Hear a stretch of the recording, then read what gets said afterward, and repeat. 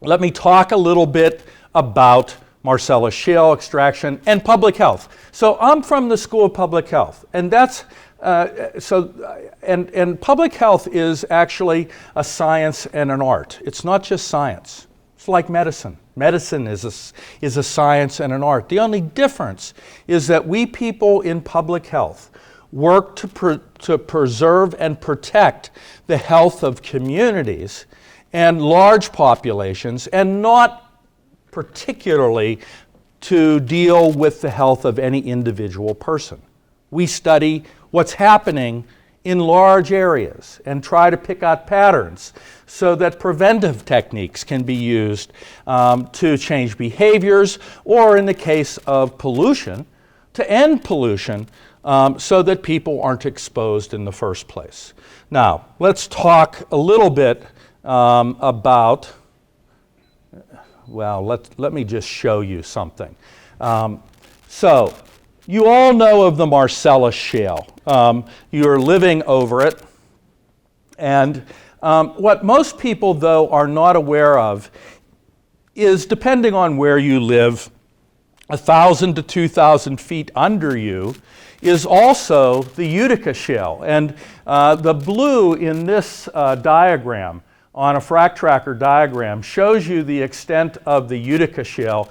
It goes further east than the Marcellus, certainly further west, essentially a whole way out into Ohio, into the border with Indiana, a little further down the Appalachian chain into Tennessee, but also significantly, the Utica crosses essentially the Great Lakes. It crosses the Great Lakes, with the implications that the Great Lakes could be drilled in. Absolutely, without question, could be drilled in. And in fact, the Canadians right now are already on the Canadian side dealing with this, and actually have some plans to drill in some of these areas. They have already started offshore drilling in Canadian waters, in the Great Lakes, in Lake Erie and Lake Ontario and Lake Michigan. Now, the state of Michigan in 2002 actually started drilling in U.S. waters in 2002. But the state legislature essentially saw the light at that point and said, this is not something we should do. This is going to hurt our tourist draw for fishing as well as summer recreation. This is not something we want to do. And actually at that point it got the U.S. Congress's attention, and there was a ban put on drilling in the Great Lakes. So the U.S. waters cannot be drilled in, but the Canadian waters can and are being drilled in right now, with obvious repercussions that any kind of blowout or any kind of subsurface problem, as we had, obviously, in the Gulf of Mexico, could actually disturb the waters not only of Canada, because these pollution plumes, if it happens, are not just going to hit Canada. They're also going to affect the waters of the United States of America. So this is something that's real. It's here. It is now, and it's something that leads me into something that I need to say about all of this. So I am a public health researcher. That makes me, as I said, part scientist and part artist. I do have to deal with ethical considerations and people's health in this. I'm here because I think this is very important. I think that this is one of the issues of our times right now.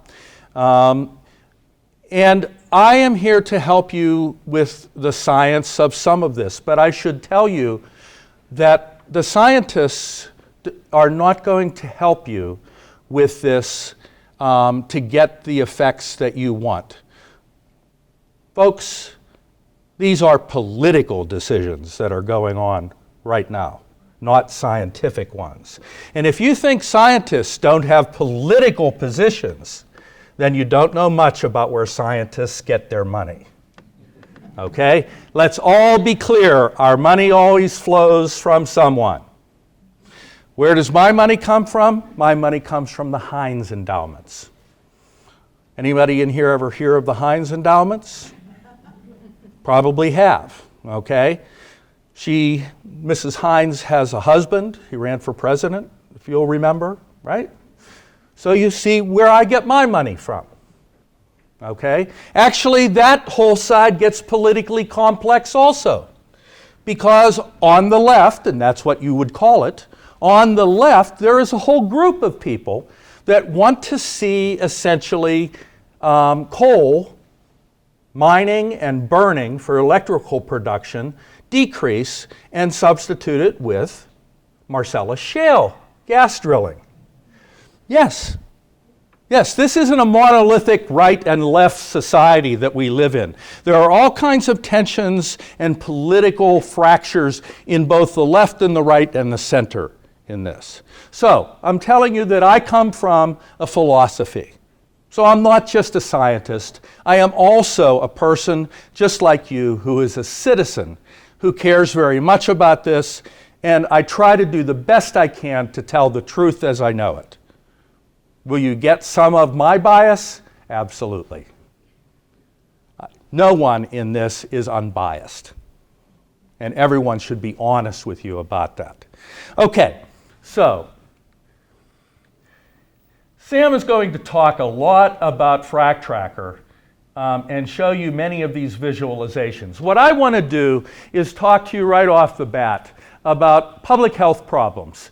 And I'm going to start with what, not the first on the list, but the last on the list. This number 7, methane gas in air and water and explosion potential from casement failures, which can be made worse with time. That's the biggest public health problem there is with this. What I mean by that is there is a failure rate to all these wells. They explode. They catch on fire. They have blowouts. We have seen some pretty bad ones, but we have not seen them as bad as they can get in our area. There have been worse, believe me. What does that mean for public health? We should be having in this state a very, very serious conversation about changing the Oil and Gas Act as it's written right now. Why do I say that? I say that because right now, the way this act is written, the state has essentially given any gas or oil company the right to drill for gas or oil anywhere they want, including next to your house within 10 feet of your property boundary, or next to a school, or next to a hospital, or next to critical infrastructure, or next to a train station, or next to a hospital, or next to a daycare center. It's true. They can drill anywhere they want. And if you look at the Barnett, if you look to Texas, where they are now drilling on, in some places, I have heard 12-acre centers.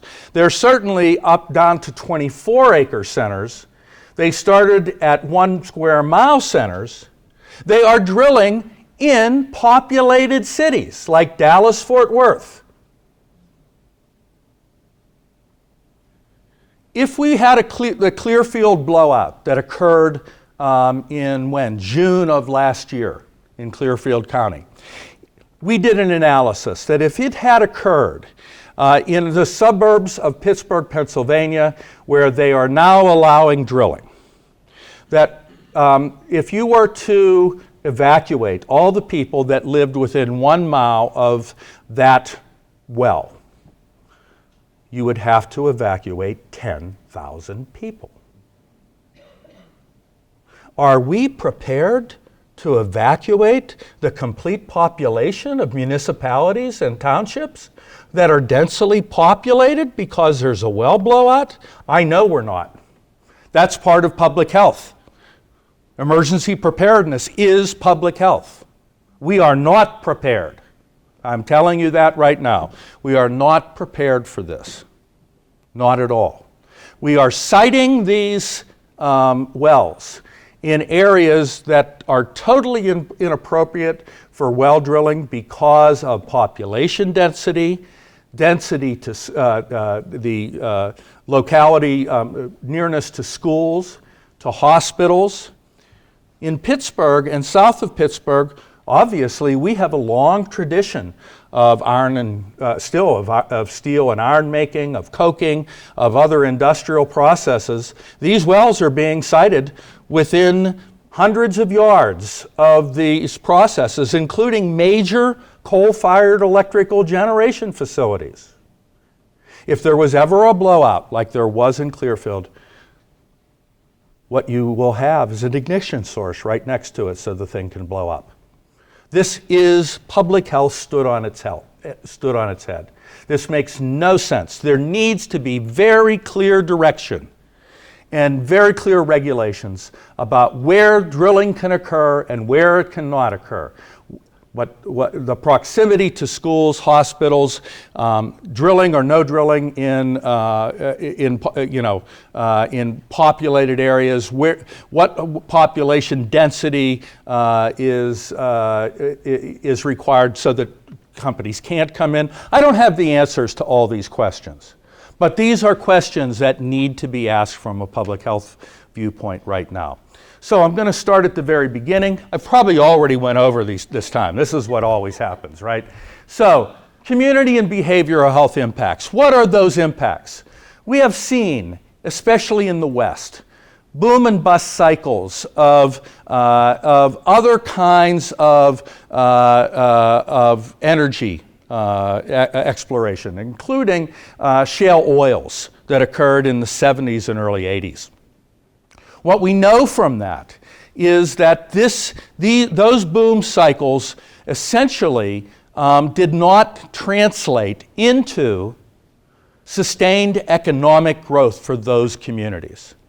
In fact, what it led to was building of schools to accommodate influx of population that eventually left. All kinds of developments that, especially for lodging, etc., and now there's a glut of hotel rooms, etc., that can't be rented out now. How is this public health, people ask me? It's public health because in addition to this, there's all kinds of societal problems that this brings up. You know, who's making money on this? It is people who have essentially land or some kind of something that the gas industry wants. Do you know that there are, and I own land, but that's not the point. The point is that most people in our society, most citizens of this Commonwealth do not own property. They are not property owners. The benefits of this only go to those that have subsurface rights to lease to this group. Yes, there are certainly economic spin-offs to the community. I challenge you, though, to show me where this has occurred in the long run for the long-term growth of these communities. I challenge you. I really do. Okay. And there are other problems associated with influx of drugs and alcohol. The number of DUIs goes up in these communities.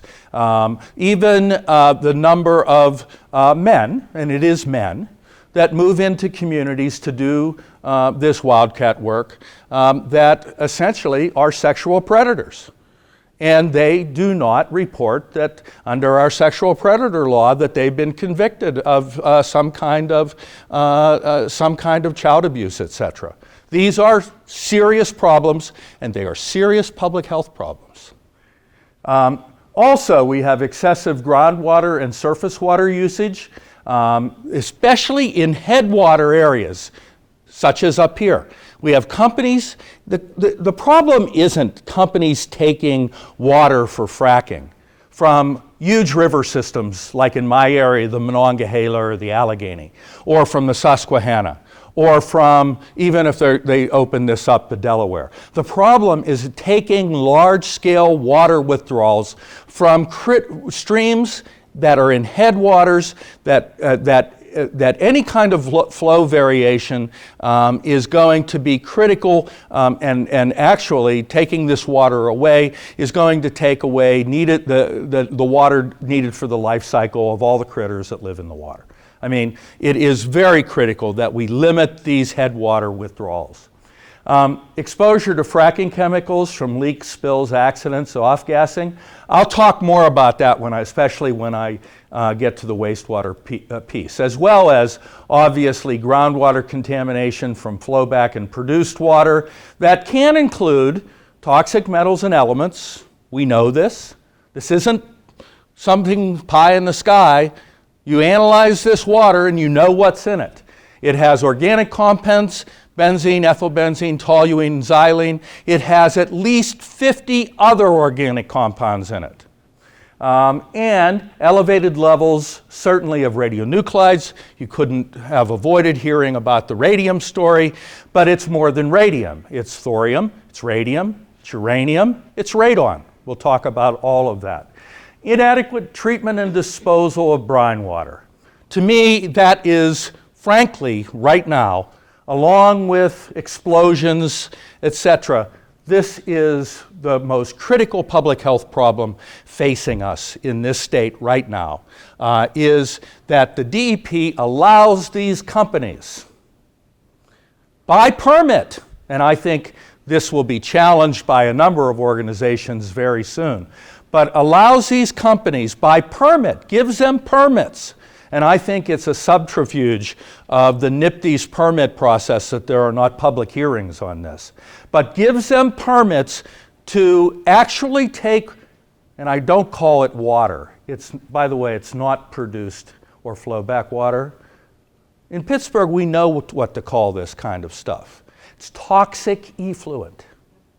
We've had it coming out of our steel mills, our coke ovens, and everything else for the last 100 years. We just got rid of most of it. We don't want to see more of it. And guess what? What these folks are generating at their sites, if it wasn't for a sweetheart deal that they got with the federal government in the last administration, they would have to call this toxic waste. And they couldn't dispose of it at treatment plants and sewage treatment plants. It would have to be manifested and go to a toxic waste lagoon or treatment facility or incinerator, just like any Resource Conservation and Recovery Act waste. This is shameful. It is. It's absolutely shameful. It's shameful that our DEP and our regulators are allowing this, knowing that this is toxic material. Okay, I will also be talking about inhalation exposure from volatile organic compounds in frack water and air contaminants that are put out by the diesel trucks, compressor stations, gas drying and production facilities, and try to show you what you're exposed to in this area now, and try to develop what it might be over time as you have one compressor station, two compressor stations. By the way, two compressor stations means that it's like a little bit like Monopoly, right? You play Monopoly, you get a compressor station on Boardwalk, and right? Two compressor stations, guess what that means? You qualify for a cryo plant then. Oh yeah, you qualify for a cryo plant. Why?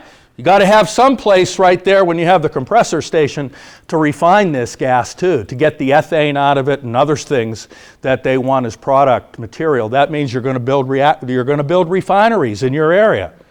Think I'm kidding? Go look at the Houston Ship Channel and find out. Is that what you want? I'm being straight with you folks. Go look at the Houston Ship Channel. Go look at Dallas-Fort Worth. Go look at south of Pittsburgh. Guess what came in first? The compressor station, right? You know what came in second? The cryogenic plant. Same piece of property. It has to be refined. Do you want refineries in your area? If you want them, great. It's politics, you should have them. If it isn't, vote the people out that are in this, and scientists don't matter. If you want them, have them. If you don't want them, vote the people out and say, I don't care about the science, I don't want it. It's not about science. I'm going to talk to you tonight till I'm blue in the face about all the different oxides of nitrogen that come out of these compressor plants. Is that what you really want to hear? Because in the end, I can tell you and tell you and tell you and tell you what it's going to cause. But guess what? If you have one, okay, then you've already bought in and they're going to build more. The only way not to have them is to go to your publicly elected officials and say, no, I don't want them. And if they don't hear you, vote them out to have politicians that are going to do what you want. That's it. It's democracy. This isn't about science. And scientists are not going to save you. That's not what we're in the business for. We're in the business to get grant money. Okay, so I've been on the soapbox, but I wanted to really start this out in the way that I thought was giving you a sense of who I am and where I come from, and not be truthful with you, not bullshitting you of that science is going to save you here. So why don't we have some questions? Okay, so guys, do you have an approximate failure rate for these stations? Like, what are the odds, percent-wise, that these things could sprain a leak? I'm sorry, I can't believe, I don't know if you said this already, but I need this to write down.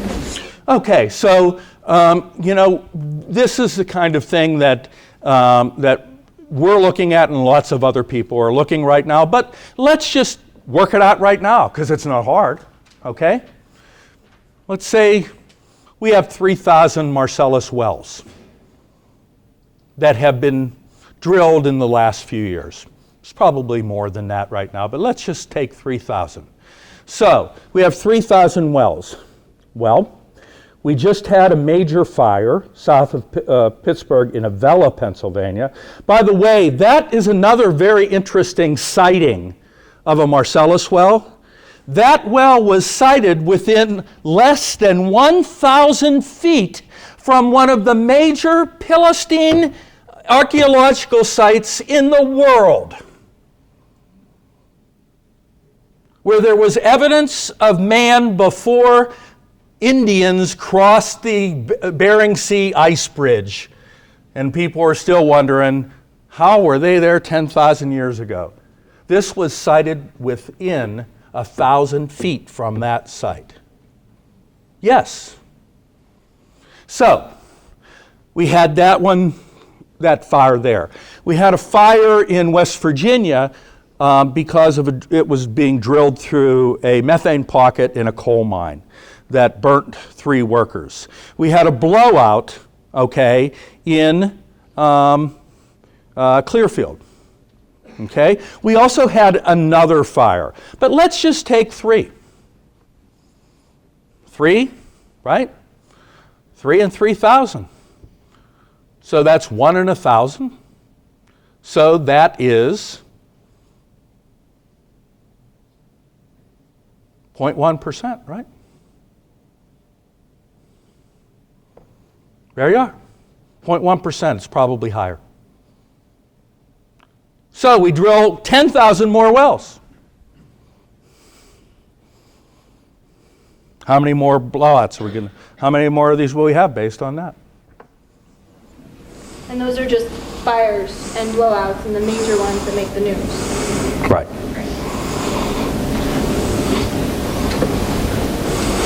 Okay. You're saying that the gas law in Pennsylvania is inadequate. Are you aware of any other states that have a gas law that you would consider to be adequate? Absolutely not. The model, our whole country has no model as far as this goes. Except maybe Alaska. Why Alaska? Do you know that the people of Alaska, as a group, benefit financially from the oil and gas leases? What was it, last year? I think last year, every man, woman, and child in Alaska received something like $4,000, a check for $4,000. That means if you're a family with mom, dad, and Andy Jr., you got $12,000 from the oil and gas people. I'd say that's kind of getting fair.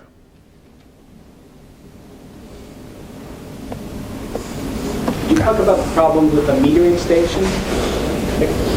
I don't even know what a metering station is. You tell everybody what a metering station is. As far as I know, it's a station nearby the entry into the major pipeline, like here it's Okay. And it's supposedly by the permits and the applications from the gas company to measure the flow of gas going in, but I've heard also that they have to have 8,000 gallon captain tanks to odorize the gas. And also there may eventually be separators or dehydrators or whatever to take out some of the, I mean they call it clean dry gas in the northeastern Pennsylvania. I don't know how much contaminants are getting taken out, but the potential hazards just from mercaptan releases, like they say 4 times per year, the risk of tying into a 50-plus-year-old pipeline and things like that. Pipelines blow up. They happen all the time.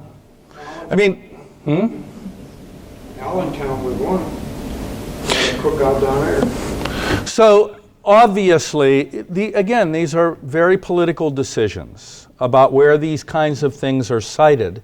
My concern, again, as a public health person, is that they can't be cited by schools, by hospitals, by critical infrastructure, even road systems and tunnels and bridges and things like that. And generally, in the past, they haven't been. Now we're entering an era, where for whatever reason, and I think some of it is misguided, we are on this binge to get every last drop of petrochemical out of the earth. It seems to me that we're throwing all kinds of caution to the wind about where we cite these things. So I don't have specifics about a metering station. I know about compressor stations and petro plants, and I've sampled at these things.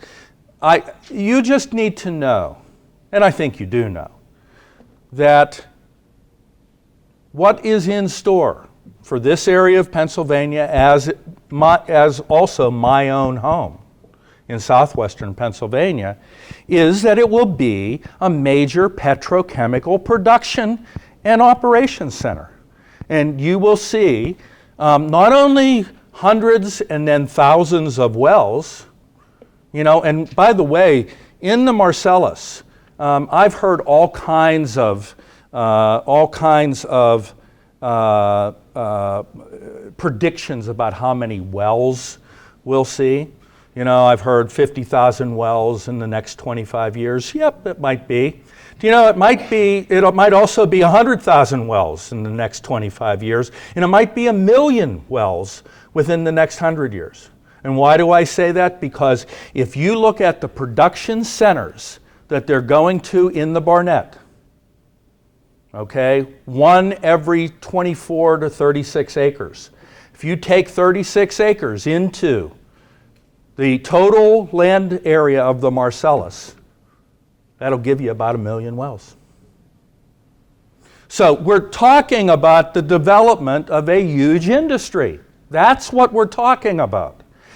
Do we want it or do we not want it? And each one of these steps will come with metering stations, compressor plants, pipelines, cryogenic plants. Sooner or later, it's going to, in my area, Bayer wants to build a refinery to produce ethane and ethylene. Ethene and ethylene to make plastics from the ethane in the gas. Certainly, the people hired in that process, are going to be gainfully employed. I don't think we need any more plastic bags in America. I don't want it in my backyard. I don't want the pollution from it because I know what it's going to be. I'm not going to bull you all and say, though, that you're all going to die if this is built, because we're going to go on as a species, we're going to go on as a society. In the end, it comes down to politics. A question there in the back. I just wanted to know, have you seen any samples of data where the gas industry has been a dominant force? Has there been actual data associated with health issues that can be substantiated? For any of this shale operation? Any of the shale operations anywhere in the United States, yes. I mean, is there good data that would stand up, to hearings, things like this? I mean, what we're faced with is, as you know. The answer is no. No. Let me tell you why it's no, because therein lies the whole thing, okay? So first of all, what's happened over time? Okay, you hear things, for instance, like we've been hydraulically fracturing for, I don't know, since Adam and Eve were here, right? Okay. The truth of the matter is nobody's been watching it, right?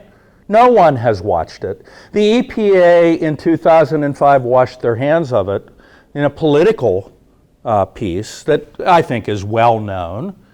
And the EPA is going to be looking at it again right now.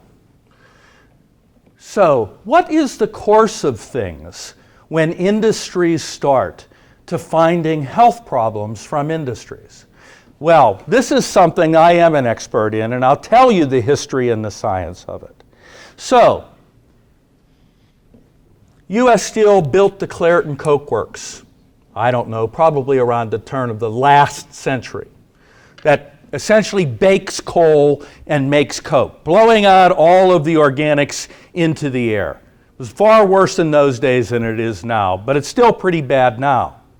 So how long did it take to find out that coke oven emissions were a potent carcinogen and that people who worked on top of the coke ovens were dying at 5 times the rate of the general population from lung cancer? It took 50 years. This isn't going to be any different. Science doesn't find these things out overnight. The other thing that everyone needs to understand is this. This is new. It's new to us, right? It's new in the Marcellus Shale. So what does that mean for chemical exposures? That means that people have only started to be exposed to these chemicals, right? So you are not going to find chronic diseases in people that have been exposed for only a few years. That's not the way this works. Cancers, environmentally related cancers, generally take 15 to 35 or longer years to develop on exposure. We will not see these cancers from these kinds of exposures for a very long period of time. So there's no way to count the bodies yet.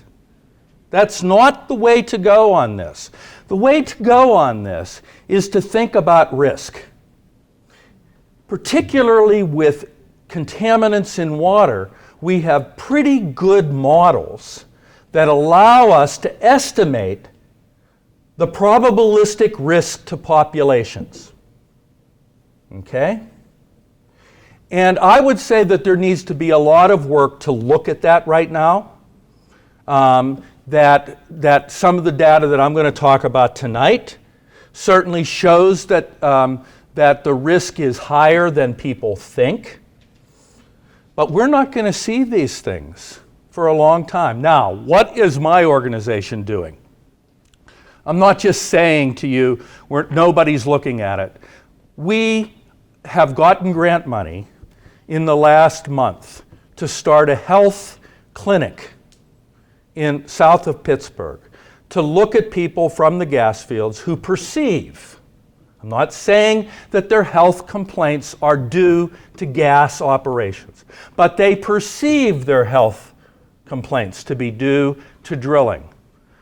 What we are going to do when we get those is where people are going to keep health diaries every day, where they've been, what activities are going on around them, and what their health is like on those days. We are then going to be doing complete exposure pathway assessment, meaning we're going to do monitoring of the air in their homes and outside their homes. Why in their homes? Because many of the organic compounds that they're using to fracture, etc., are essentially, if they get into water supplies, they're not only a problem of ingestion, they're also a problem where people can inhale these vapors that are coming out of water when you cook and when you take a shower. And we know this not from oil and gas, we know this from hundreds of studies in the peer-reviewed literature, that this is a known exposure pathway. Now, am I saying that people are getting sick? I don't know. But we're going to look at it. And the other thing we're going to do is we're having board-certified occupational environmental doctors who are going to staff these clinics, and we are going to do biomonitoring on those people, that if we find a complete exposure pathway, evidence of there being high metals or whatever, or high organics, we are going to look in their blood and urine and see if we can find it. And that's the way you start this kind of thing. But believe me, this is long and slow and methodical. And even now, after all that's been going on after the past few years, the federal government is only getting ramped up to start looking at this stuff. Right now, we're talking with colleagues from the Agency for Toxic Substance and Disease Registry. You should all know about them. ATSDR came into being with the Superfund law, and they are the government agency that you can petition to do a health hazard assessment in your community if you feel that you've been exposed to something that is making people ill. And guess what? They have to come in and do an assessment if there is evidence of that, and they don't have to deal with the state. It is a federal agency. They do deal with the State Department of Health, but they do not deal generally with the DEP. Long answer, but I believe in trying to explore these things. Okay, we're going to take one more question and then we're going to move on. Go ahead. Does FracTracker have a current map of compressor stations and other surface infrastructure pipelines? We don't have compressor stations on it yet. We have much else, and I'm going to turn it over to Sam and she can talk about that now. So I'm sorry, we don't have it just because, why don't we have it? It's expensive.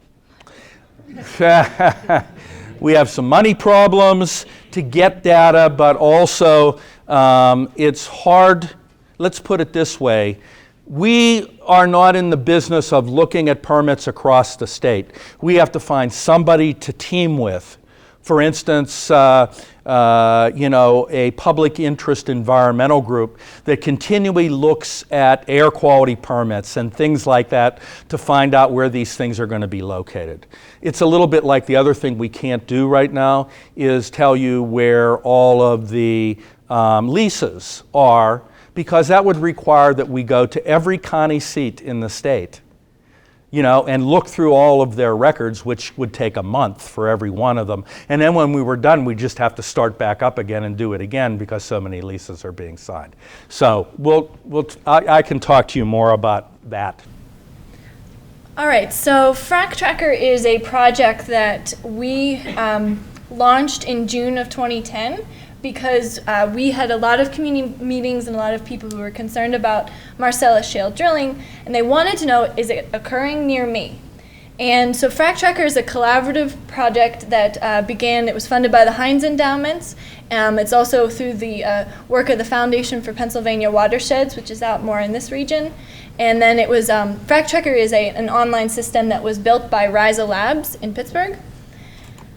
So this is just my information if you're interested. And then the address for FracTracker is fractracker.org. And that'll get you to the initial portal, and then you can go from there.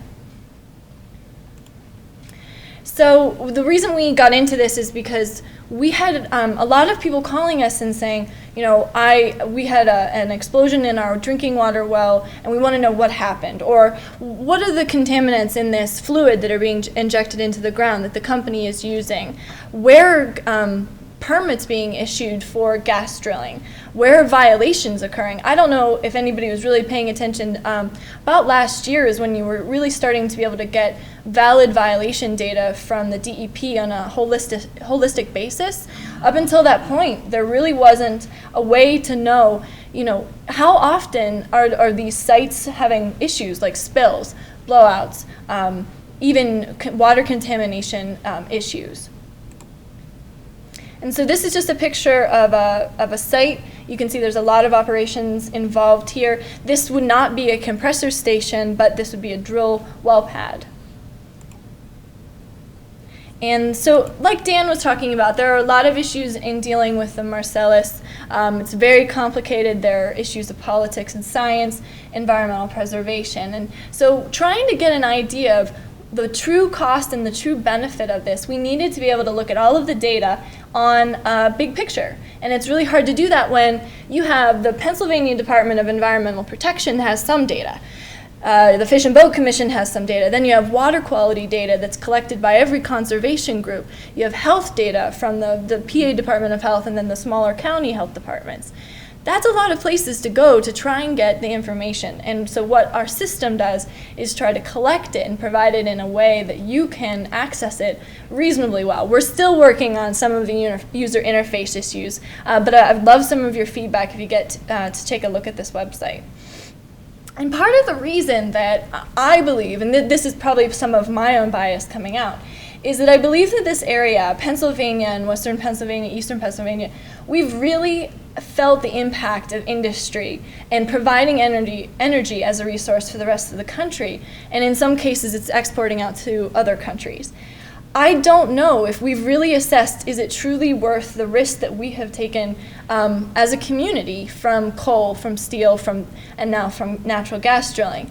And that becomes an environmental justice issue. Are we having too much of this burden of energy production placed on this area, and is it impacting health in a negative way? And so we're still trying, like Dan said, to get some of the science and the research behind it. But to me, that's a pivotal question that you need to be asking yourself when you're making decisions about leasing in your area and about the compressor station or the metering station. Those are definite questions that I think you should really ask yourself. And then, so what I said before about some of the data is that you just weren't connecting the sources of data to the people who needed it. There were stories that people were telling us that I thought, you know, this would be really valuable on a larger scale.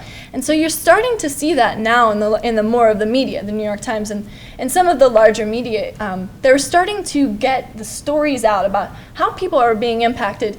And some people are very happy. You know, their farm was falling, it was failing, and they received enough money to put it back into their farm. That is a great story to be sharing, and I believe those stories should be told as well. But there really was a disconnect between who had that information and how to get it out there. So what we thought of as a solution is the internet. Well, okay, maybe it's not everywhere, but it's growing. It's a lot more accessible than it used to be. And so FracTracker is an online system. And the purpose of it is to take all of this data that's out in cyberspace and in different areas and in paper even, and to put it into one area where people can find it. And that can include the behavioral and health information that Dan was talking about earlier. It can talk about land use issues and, you know, are there areas that maybe this land should be preserved? And this is an example of what FracTracker can do. It can take that data and put it on a map. That might seem very simplistic, but think about if you're looking at a large data set of latitude and longitude, and a compressor station's name and the industry who is the company who is putting that in place, and all the different variables that are associated in a large data set, I go cross-eyed. I want to see it on a map. I want to see visually where this is happening, and that is what FracTracker lets us do. I'm not going to get into the theory, but the main idea behind it is that masses of people have a lot more information to provide than I can possibly ever provide. It's the idea of crowdsourcing. It's using lots of people to provide and validate data. So if you've ever been on something like Wikipedia or Facebook or some social media sites, it uses lots of people to provide information to others. And so I'm actually going to take you into the blog instead of just talking about it. So this is the blog. This is what our center specifically runs. And this allows us to tell stories and to provide kind of the qualitative information, the art behind the science. And so this first one was an article I posted that was written by Dr. Stoltz with the Duquesne University. And so he provided this information to us, and then we were able to repost it on our site. And so the blog is just a way to provide that information. But you can, if I click on read more to look more into this article, I can scroll down and see there are a couple maps from Frac Tracker. And this was the New York Times data that was provided regarding the radionuclides that were found in the wastewater. And so we created this map by taking the data sets that they provided and putting it into Frac Tracker and making a map out of it. And all in all, this is what the system does. It stores data and it allows you to map it. We don't have lease data, and we don't have data that is very hard to find or small or extremely expensive. Some data are industry owned, and so you have to pay for them. It's public, but it's not really public. So those are types of data sets that we're looking for you to provide. If you can go to your lease, the municipality, and collect the lease's information, that's great. As long as it's public information, you can load it onto FracTracker yourself. Like I said, we're a small center, but I think when you start to gather this type of information and provide it to people in a comprehensive way and really start looking into it, it'll make a lot more sense than if it's just on an individual basis.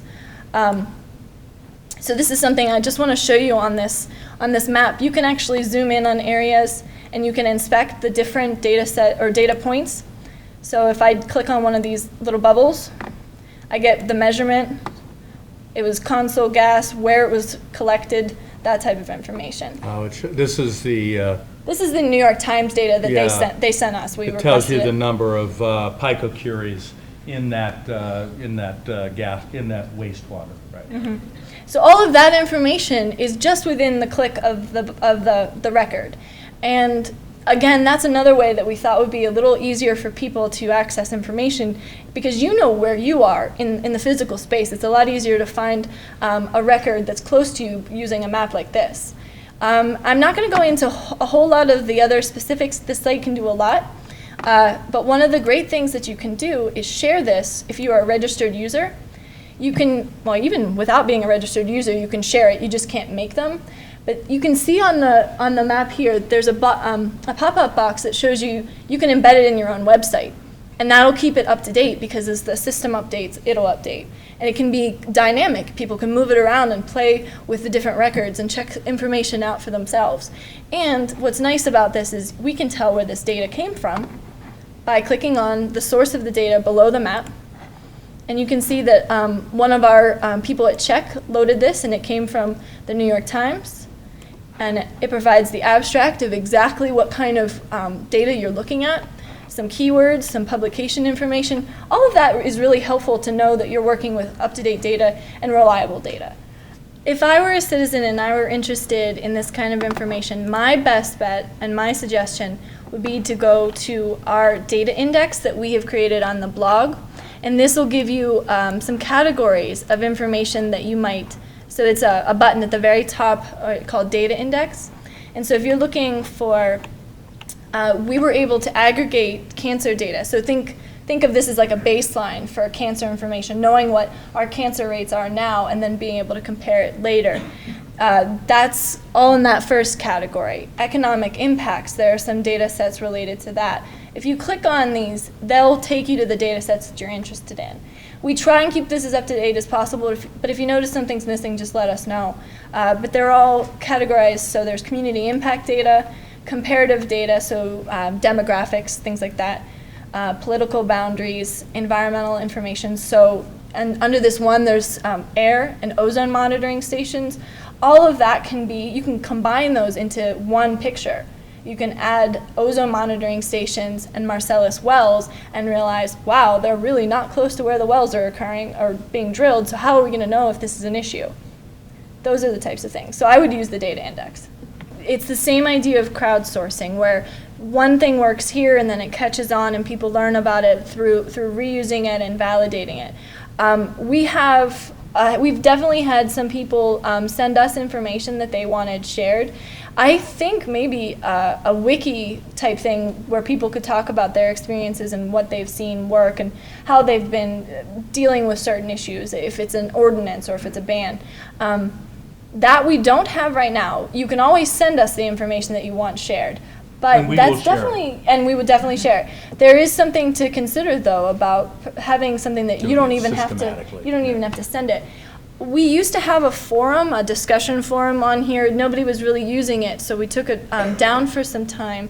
But there are a couple other forums online that you can do that now already. We were considering maybe bringing them into this website and making it a little more comprehensive, and hopefully we'll be able to make this blog more than just a blog in the future. It's one of those, I wish I was an HTML programmer. There's something I have to say, okay, so that you're all clear, okay?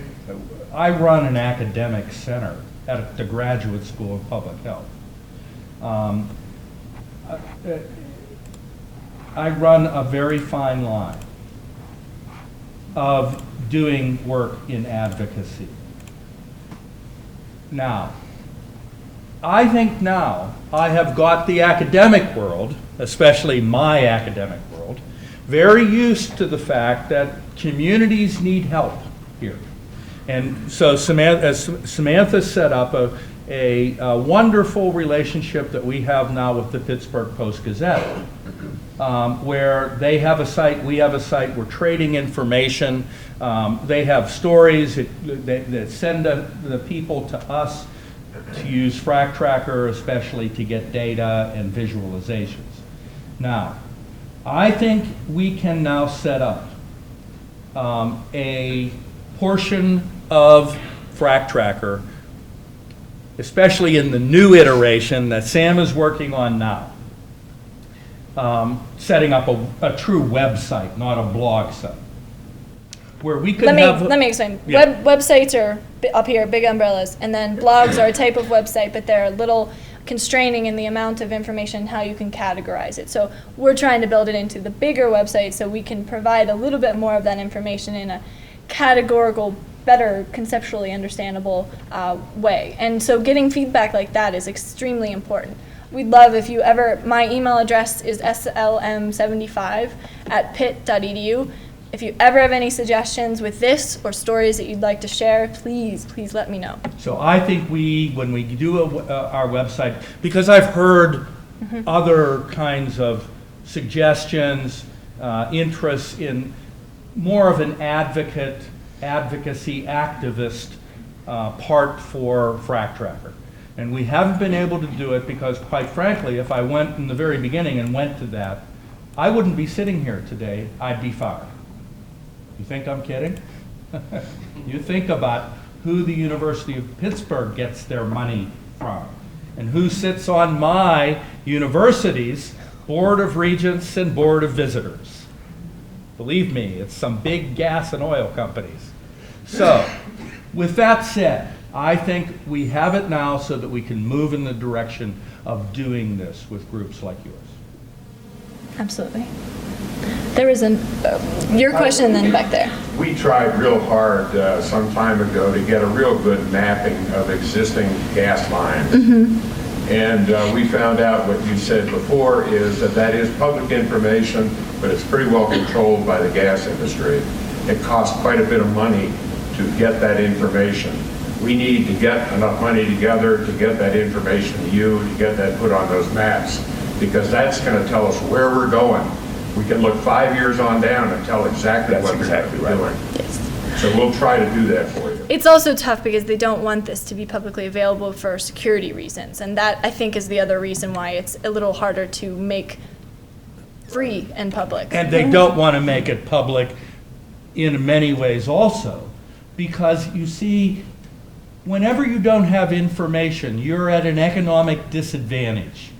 When the companies know exactly where they're going to put pipelines and plan pipelines on out into the future, then they can play all kinds of games with land values and everything else that, believe me, they got to do if they're going to pick up land at a reasonable price, at least according to them. So, yeah. It's important. Okay, back there? In reference to Mr. Turner's question, I follow that by saying the gas companies know where they're going to be, short-term, intermediate-term, long-term. They do not just come here to put in one well and test it. Is there information available that the media could be privy to for publication of the individuals of the community who are apathetic to actually believing that we are in a dire consequence situation? Mapping from what we have learned in other areas, what is Back Mountain going to look like 3 years, 5 years, 8 years, 10 years, 20 years from now? Well sites, compressor stations, the whole thing.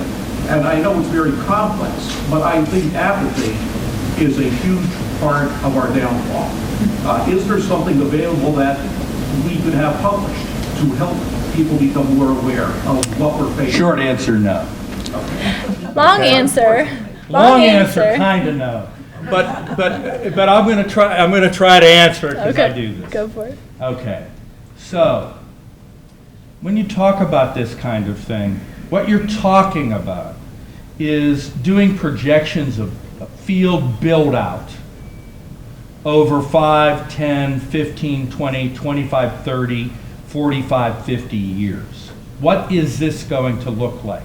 When you do that, you can use advanced geographic information systems to look at that, meaning that you start like we started here with a well in some areas every square mile.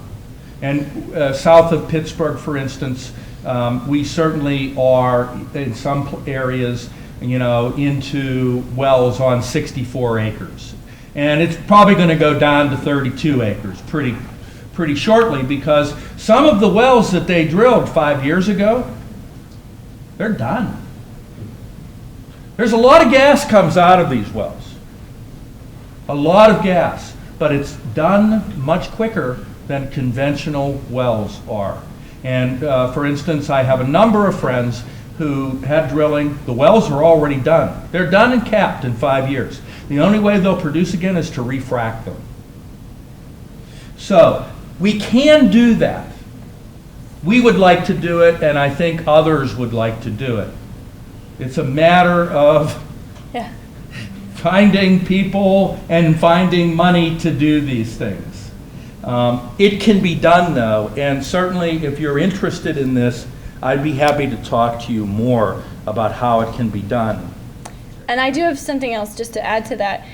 We were playing around with Google Earth, and so that's showing you land use over a period of time as well, because they update Google Earth over time.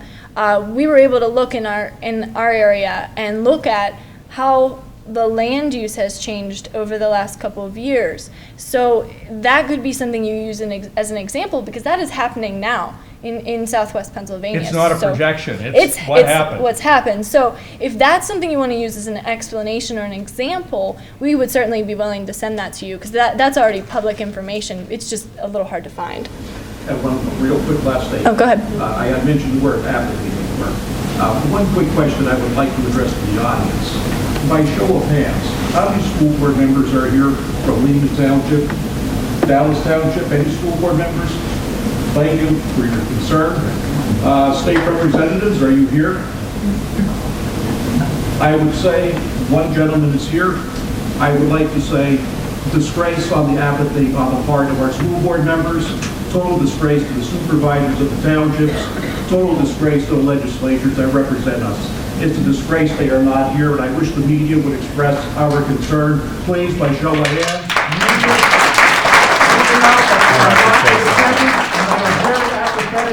Concerns. Thank you.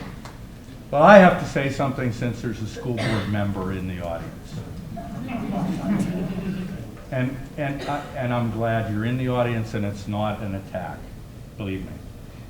Do you know, and to everyone, do you know, and this is something that I've been involved in most of my professional life, is essentially working in schools to ensure that children are not exposed to toxic substances. Do you all know how much money we put into our schools to do that over the last 50 years? Why, just think, I was removing asbestos from schools in 1970s and 1980s. I bet you every school district around here removed all the asbestos from every one of their schools, and that wasn't the risk that this is. It isn't. It just was not. It's totally outrageous. We have spent billions of dollars as a society to take toxic materials out of our schools. And here there are schools drilling and putting up all kinds of condenser stations within a half a mile of a school. It is completely crazy. Trashing.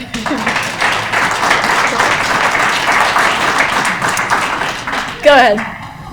Here in Missouri and Lackawanna County, we have a fair amount of resistance to gas extraction industry. It's becoming well established. I think there are a fair number of landowners who have either leased and decided that they would prefer to let the lease run out and not sign another one. And I think there's a lot of people who haven't signed leases. I'd like to know if you could comment on the importance of the forced pooling issue as it relates to the industry's realization of their long-term goals. Do you want to take that one? Well, certainly, I think that it is in industries, everywhere industry is pushing for the forced pooling. Right now, forced pooling is happening in Ohio. Yeah, in the Utica right now. And it's certainly a big problem with people that don't want drilling. Again, I see the industry as pushing for this, and quite frankly, I think we all know that the last time we had a good dance with forced pooling was at the very same time that we had a dance with the severance tax, right? They were happening at the same time. It was the political quid pro quo, right? It really was. Look, we ought to have a severance tax on these folks, and they can go to hell with their forced pooling.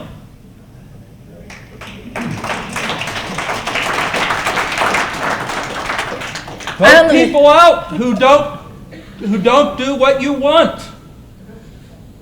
I only get to smile because I share an office with this man. So. Back Get a little bit testier than that at our place. Just a bit. In the back there. We've covered a lot of topics so far. I believe the majority of people that are here tonight want to hear pros and cons of a compressor station in Dallas, and also the... I don't have any pros and cons for you.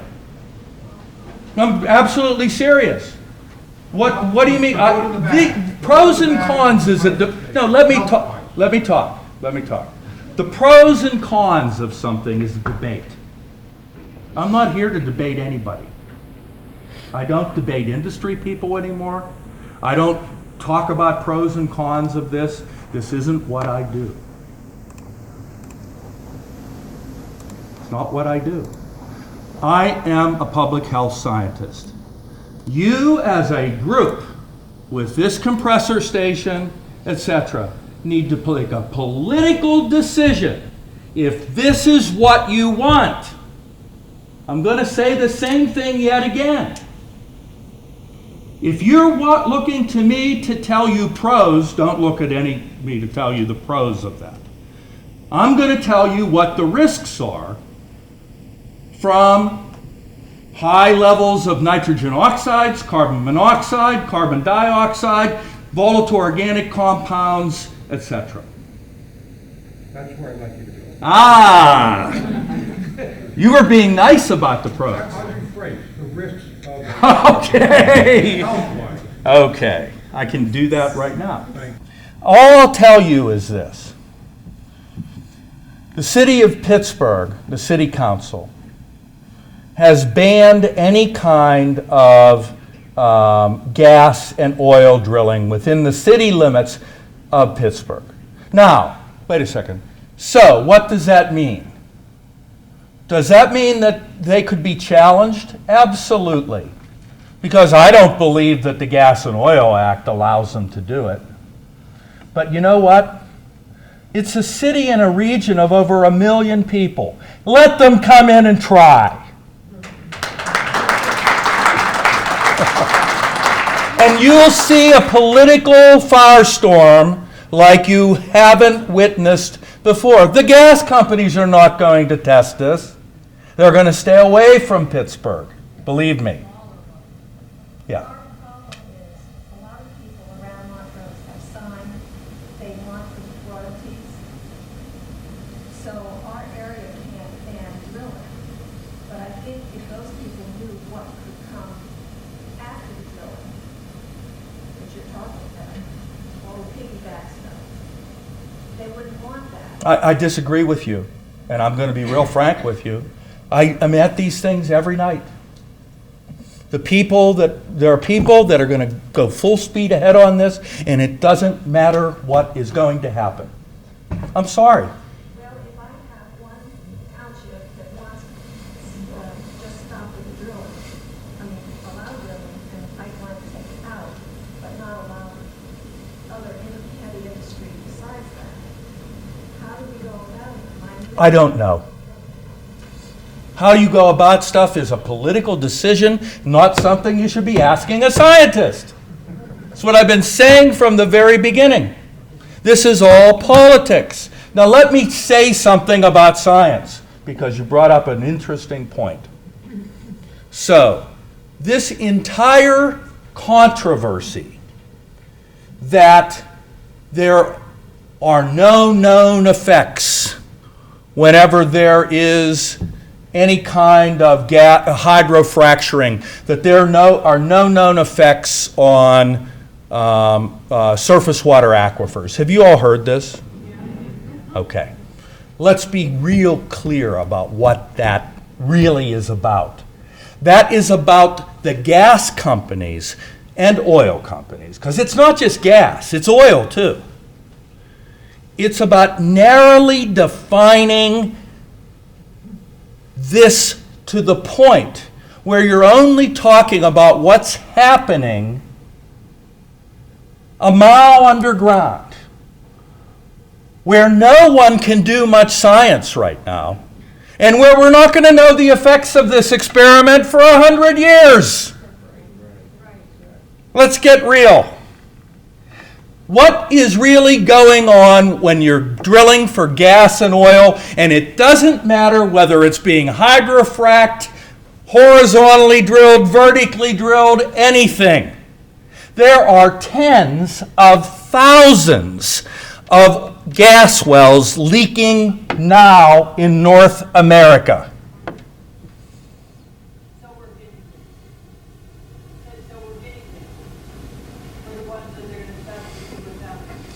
Tens of thousands. They are abandoned, they are active, they are capped, they are not capped, they are horizontally drilled, they are vertically drilled, they're hydrofracked, they're stimulated, they're not stimulated. Tens of thousands of them are leaking. Why do they leak? Cement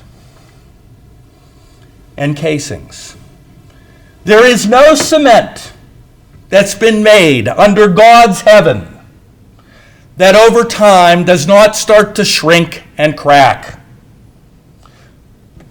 What happens to the cement out here in the winter when you're throwing salt on it?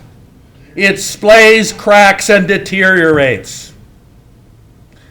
what do you think happens in a brine environment where lots of salt water is coming up a casing over time? It's going to degrade the casing and it's going to degrade the cement.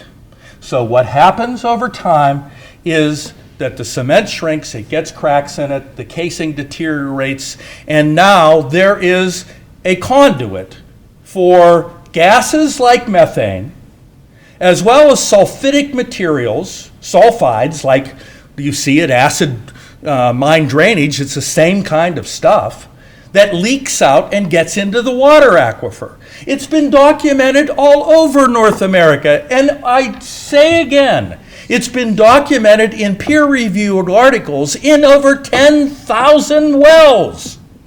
It's documented all through Wyoming. It's been documented by the EPA and the ATSTR now. This is beyond dispute.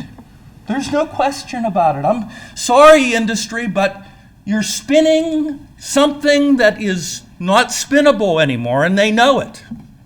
But believe me, with this EPA study, they are trying to narrowly interpret what EPA is looking at right now. They want to only look at hydrofracturing, and only that part of hydrofracturing that's looking about what's happening essentially 1 mile down. Because I'm giving a talk to the EPA panel in 2 weeks on our results that I'd like to talk to if we have time, and they would, I'm the only academic, I'm the only university academic on my panel out of 40 people. Guess who the other people are? ConocoPhillips, Halliburton, Exxon, Mobil, BP. You better believe it. What panel is that, Doctor? What? What panel is that? It's the EPA workshop on fate and transport of contaminants from hydrofracturing. And the EPA workshop on fate and transport of contaminants from hydrofracturing. It's not anything you can go to. I was lucky to get an invite myself, believe me. They won't let you in. It's at the EPA in DC. We're going to get to this now. Okay. Yeah, we'll take the rest of the questions at the end because we want to move on. Okay. So, let's talk about compressors. And it's not just compressors. Okay. Again, when I came here, let me start over. So, back in Pennsylvania, we're doing all kinds of air monitoring right now in the gas fields. What I really need to do, actually, is set this up about why, before I go to this one, there's so many angles to this. Let me talk about impacts to air first, to give you some background as to why there may be air impacts. And then we'll get into the compressor stuff. So, okay. So, why in the world would there be organic chemicals getting into air from these operations? A lot of people don't understand that. Well, this shale layer itself is highly enriched in organic hydrocarbons, right?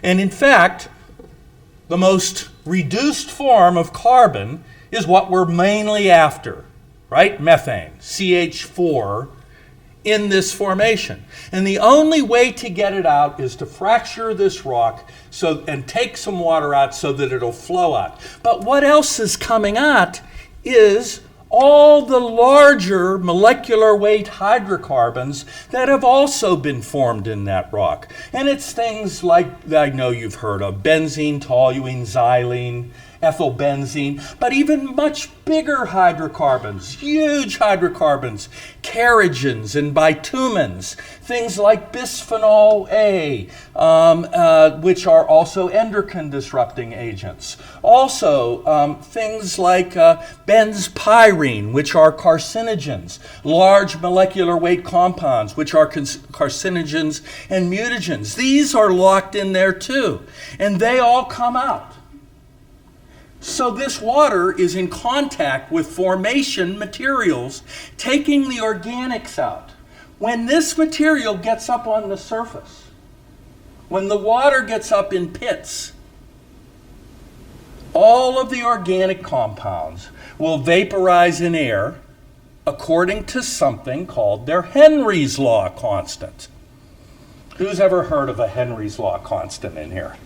A lot of people, and I knew it. I knew it. Obviously. So what we can do is, if we look through this, so how does this stuff get up in the air? Well, compounds that get into air easily have Henry's Law constants that are high. Compounds that are semi-volatile or very low volatility, things like I talked about, like benzpyrene, have very low Henry's Law constants. They may get up in the air on a hot day. But benzene, toluene, and xylene, it doesn't matter. They're getting up in the air on a day like this. Believe me. So what's the issue with these organic vapors getting into air? Well, the issue is once they get into air, once they get into air, they combine with oxides of nitrogen to form ozone. And ozone, essentially, is a very potent, well, there's many ways to look at it. It is essentially a highly oxidizing agent, which will irritate the lungs. And in some cases, if it's high enough, will actually cause burns to the lung. It's also indicated with exacerbating asthma attacks, as well as all kinds of other respiratory diseases. Do we have to worry about ozone? Indeed we do. Now you are living in an area with comparatively low ozone levels right now, compared to Philadelphia, Pittsburgh, Cleveland, and really what's really terrible is Baltimore, DC area, just horrid with ozone. You live in a pretty good area. If this develops, will you see higher ozone? Absolutely. I can tell you right now you're going to see higher ozone. How do I know that? Take a look at what's happened in Wyoming, take a look at what's happened in Colorado, and take a look at what's happened in Texas. As the Jonah fields have developed, as the Gillette fields have developed, we have now ozone problems in the plateau just to the east of the Grand Tetons. There were no ozone problems 10 years ago in the basin of the Grand Tetons. Those ozone problems, and we had a professor of atmospheric science from the University of Wyoming at a conference that we put on in November, who talked eloquently about and showed how the ozone is developing in these fields as the day goes on. As the volatile organic level goes up, the ozone level goes up. So at 2 to 3 to 4 in the afternoon, it's at its peak. And then as sunlight goes down, which helps make it, sunlight makes it with nitrogen oxides in the air, forms ozone with volatile organics. As the sunlight goes down, the level starts going down. He showed it. It's quite elegant. It's going to happen here. Is it going to be levels that are, that are unhealthful? There's no one in the world that can tell you that there won't be some health effect from higher levels of ozone or particulate. And again, any decisions that are made about accepting higher levels of ozone or particulate are then political decisions, not health decisions. If you want to be exposed to more ozone, go ahead with this. If you don't, oppose it. Or, what's the trade-off? It doesn't have to be that simple, but what's the trade-off? But that is a political decision, and those political decisions are made in Washington all the time, because the EPA does not deal just in health. It deals in health and economics. And technology assessments are based on the ability and the cost of what the technical improvements will cost to bring things in line with health outcomes. There's always that going on. You can't take one without the other. So again, these are political decisions. Now, okay. This is the existing ozone problem, by the way, in our 4-state area. And you're in pretty good shape up here. You're in pretty good shape. What county are you in? Missouri. Yeah, you'll have to tell me because I don't. Is it that one? Down one. Right there? I think that's it. Yeah. Right there. There you go. Okay, so you were in non-attainment for a while and you've been redesignated to attainment. Okay, so let's talk about these. Let's talk about a compressor plant. So we are sampling now near compressor plants. And I have certainly also, so we are sampling now at compressor stations south of Pittsburgh. Compressor stations are notoriously significant sources of nitrogen oxides, NOx. Those are things like nitrous oxide to much more oxidizing compounds with lots of oxygens that can be quite, especially too, can become acids very quickly if there are rains. And they also produce volatile organic compounds.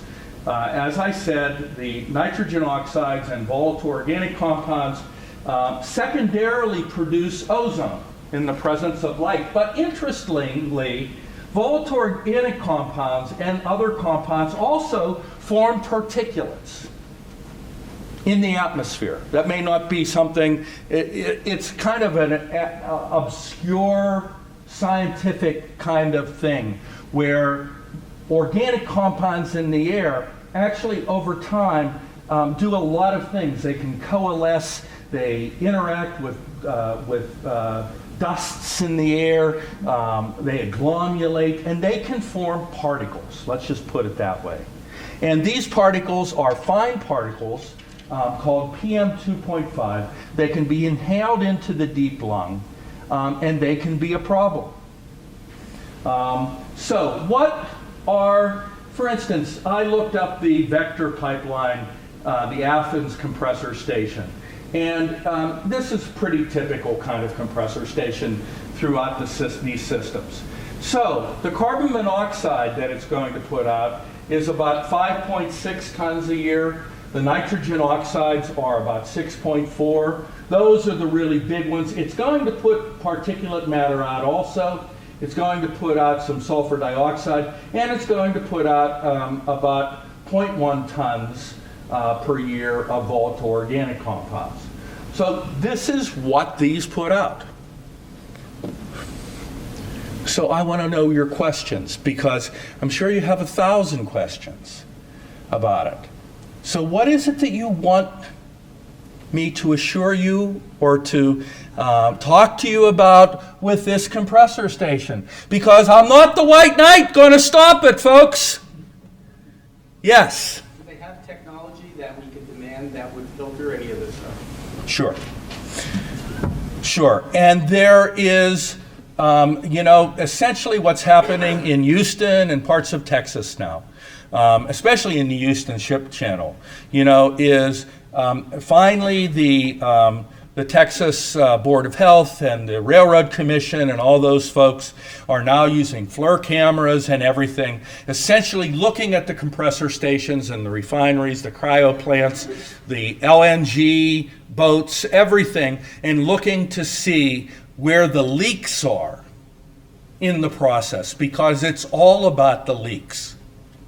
If you can show where these things are leaking, then you can shut them down. Now, it's to the industry's benefit to do this too. You know, they don't want to lose product. They don't want to lose product. It is to their benefit. So, of course, there's all kinds of technology that could be used to seal flanges and valves, to put extra protection on any kinds of vents where organic matter, organic vapors would be vented to the outdoor air. The only thing is that costs money. And sometimes companies, and this is the other thing about this, what company is building this or wants to build this? Chief. Oh. Chief wants to build this. That huge, giant Conoco Chief, right? Now, I say that, flippantly, and I do it for a reason. Let's be really clear, folks, about Chief. What do you know about Chief? Second most amount of violations in the state of Pennsylvania. Okay, I know that one because we came to that conclusion, too. Refer to us as the peanut gallery. They what? Refer to us as the peanut gallery. The peanut gallery, okay? So you should all know the chief isn't a big chief. They're not some giant out there, right? Chief is a middleman in this game. A middleman, a speculator. Do you think Chief is going to be in this area for the next 25 years? Absolutely, without a doubt, no. Look at Range Resources they just sold out in the Barnett. Why? Because they're speculating here in the Marcellus. And do you think they're going to be in here in 25 years in the Marcellus? No. They're going to sell out and they're going to go someplace else to play their musical chairs about developing yet another field someplace else, about turning $1 million into $1 billion. That's what they do. Is it in Chief's interest to build a plant in your area that is the same kind of plant that BP, who's going to be in an area for 50 to 100 years, would build? No. So be very careful. Now, do you want me really to go through every technical thing that they can put? No, please. It's not about that. It's about they're not here with you for a long time. You know, if you are interested in passing your land on to your children, in having your children and your grandchildren live in this area, they're not going to be living with Chief. Chief's gone. Chief's an itinerant to us. And it's good to call itinerants itinerants. Yes. My question is like, see how it says carbon monoxide like 5.2? Is there any like safe level like that's, or is the safe level like 0, or is it like a safe level of 1? Like how far are they above safe level, like for people and animals? You've asked, boy, the questions you're asking. Would you like to be a graduate student at the Graduate School of Public Health? Because it's a really good question. I mean, and I don't mean, certainly, I can't tell you whether, okay, let me back up. First of all, I want to tell you about the difference between safe and risk. Okay? First of all, you know that the safety of something is something that only you as an individual can determine, and it's only something that your community and a political dialogue can determine. Because scientists can't tell you what's safe. Only you know what's safe for you. Seriously. Safety isn't something a scientist can talk to you about. Risk is. The probability of disease. The probability of it hurting you. But not whether that, only if I tell you that, the risk is very low. It's 1 in a million for developing cancer from exposure to volatile organic compounds. Do you want me to tell you that that's safe? No. You would rather make the determination if you want to be exposed to something that could cause one extra cancer death in a million. Some people would say yes, some people would say no. That's called politics. That's all that is. Now, what you're really trying to get at is, what's the risk? Do you know, I'm not going to stand here and tell you that there are high risks from these levels of pollutants going on. But I will tell you that for some, there is no, quote, safe level. When you're talking about particulates and volatile organics, some of which are carcinogens, there is no safe level of exposure. Meaning that at any level of exposure, somebody in the population will develop illness. We know this. So, to me, generally when I look at these things, the risks from one of these compressor stations is going to be pretty low. But you're not going to have one compressor station. Because one compressor begets another compressor, and 2 compressors begets 4. And 4 is 8, and 8 is 16, and 16 is 32, and that's how this goes.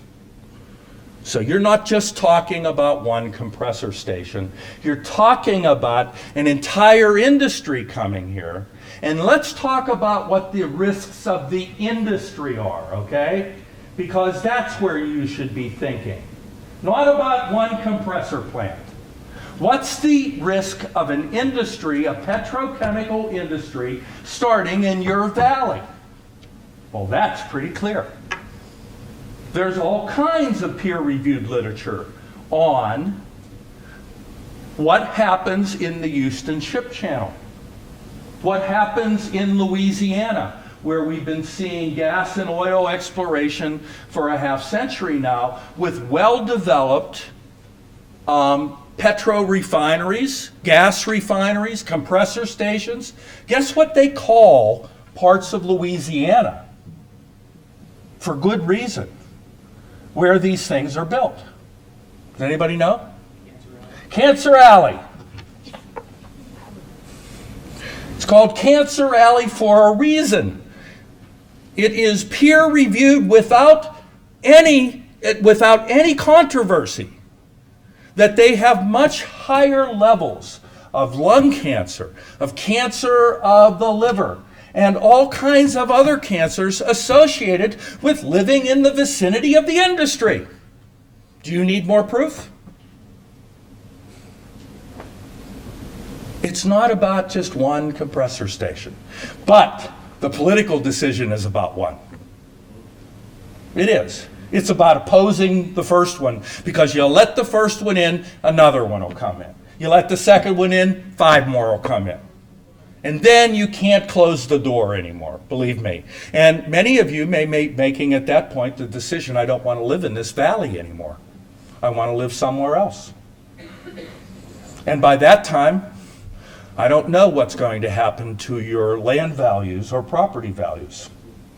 You know, it is very apparent to me, more than anecdotal to me, that there have been lots of property devaluations, especially in Texas, by people who allowed drilling on their place and had no idea that their $250,000 property would be worth $50,000 today. And now they see 5 wells in their backyard and a compressor station across the street, and they want out. but they can't move away because they can only get $50,000 for their home, and where are they going to move to? These are very sad stories that are going on. But in all, the record is clear about the industry.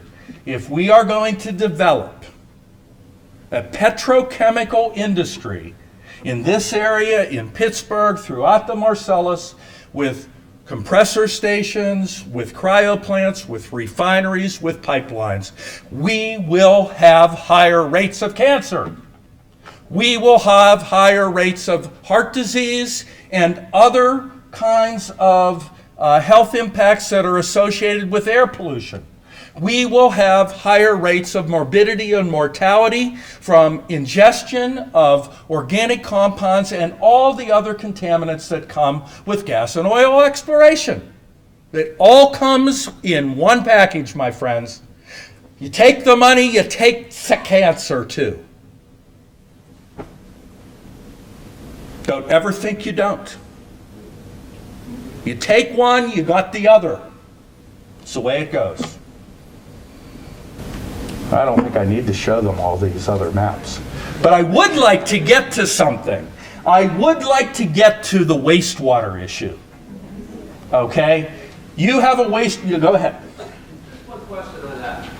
On your website, do you have something that would show the incidence of cancer in these areas that you talked about, like Texas, Oklahoma, Colorado, versus... Not on our website right now, no. But I'm talking about the peer-reviewed literature. We can certainly put that kind of literature up. Be happy to.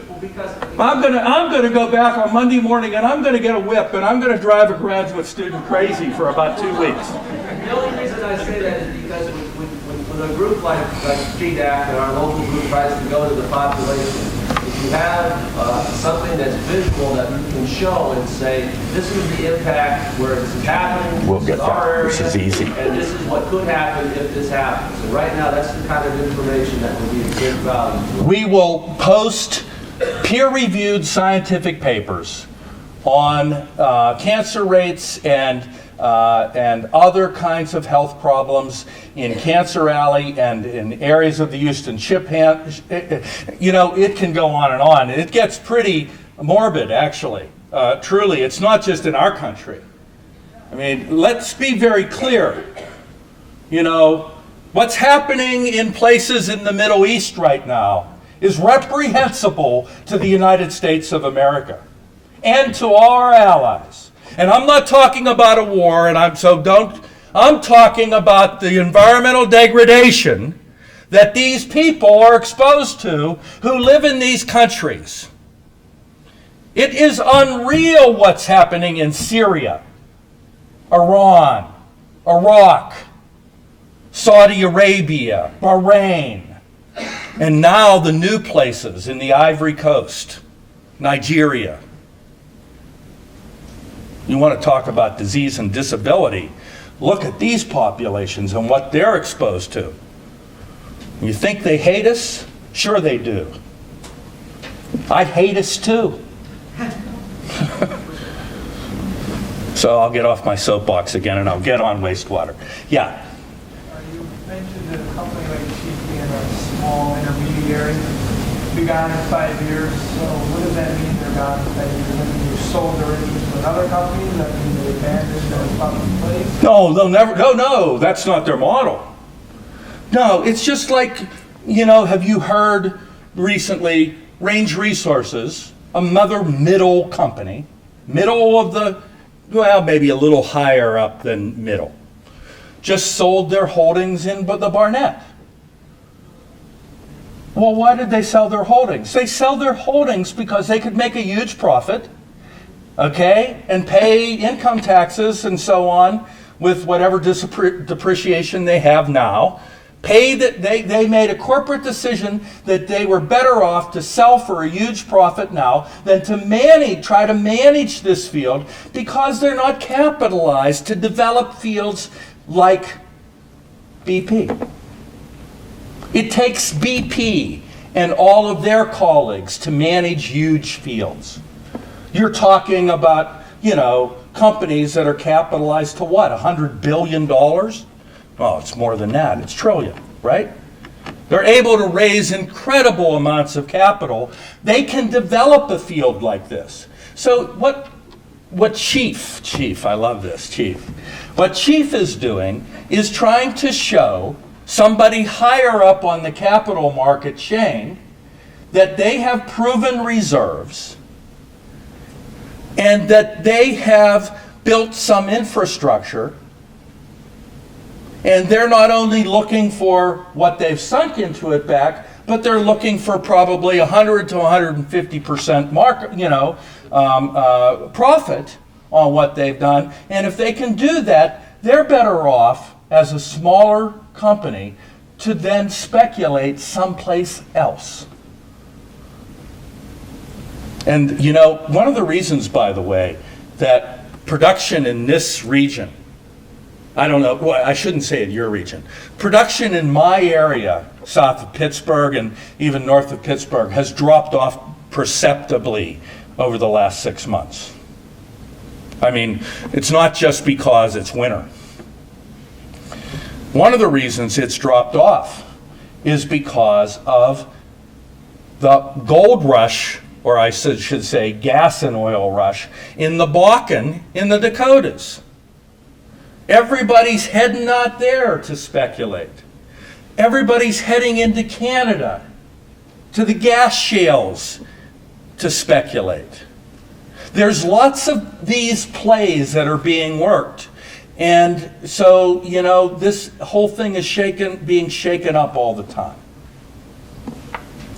So, okay. But I would like to get to something. I would like to get to the wastewater issue. Let me talk lastly about this problem with effluent. Okay, what's coming out of the ground in gas and oil? In gas and oil, essentially, what is really high in this flowback water is particularly something like barium. This is 2,370,000 parts per billion, or 2,370 parts per million. Another thing that's very high in it has high levels of magnesium. It has high levels of strontium. Okay? Strontium is essentially in the periodic table underneath calcium. We need calcium to build strong and healthy bones, just like the milk people have always told you. Strontium replaces calcium in bones. This isn't radioactive strontium. Okay, so we're clear. Strontium-90 is only produced by nuclear fission, atomic bomb blasts. This isn't strontium-90, but it's strontium, and it weakens bone systems in any mammals, including us, that it's taken in. Other things that are high in this, you can see high levels of bromide and chloride. Why is bromide a problem? Bromide is an ion, just like chloride. You put bromide in a surface water stream. Some of the very beautiful streams that we passed on our way up here today. We're marveling at your countryside up here. It's wonderful looking at some of the streams. You put a slug of bromide ions in the stream, essentially they're going to start interacting with the dissolved organic carbon in the stream. When's dissolved organic carbon the highest? End of summer, beginning of fall. Got leaves falling in there. Got lots of organic carbon going into the water. Now, what's the problem with bromide? Well, when we take that water into a water intake to chlorinate it so that we can drink it in our municipal systems, we are obviously going to chlorinate it. But the very act of doing the chlorination adds more halogen to the system because, remember, Bromide is underneath chloride in the periodic table, right? We all remember our chemistry, right? So bromide is underneath chloride. They're both halogens, right? They're both halogens. Bromine has higher molecular weight. You're supercharging it with chlorine, with all this organic carbon in there, and you're going to make lots of brominated and chlorinated organic compounds, something that we now know are carcinogens in our drinking water system. Brominated and chlorinated disinfection byproducts like trihalomethanes, which can be, tribromomethane or dibromochloromethane. There's a whole series of these things. Suffice to say, they are carcinogenic and mutagenic. And in the Pittsburgh area right now, in the water systems around my place, we are right at the EPA legal limit for these things in water. It's been edging up for how many years? 2 years. 2 years. What's been happening, my goodness, for 2 years? Come on. What's been happening is brine wastewater from oil and gas operations is going to area sewage treatment facilities, and to, quote, good treatment facilities, where it's being treated or not treated or just diluted and put right into our surface water sources. We're sucking it back up with lots of bromine in it, and we're making lots of brominated disinfection products.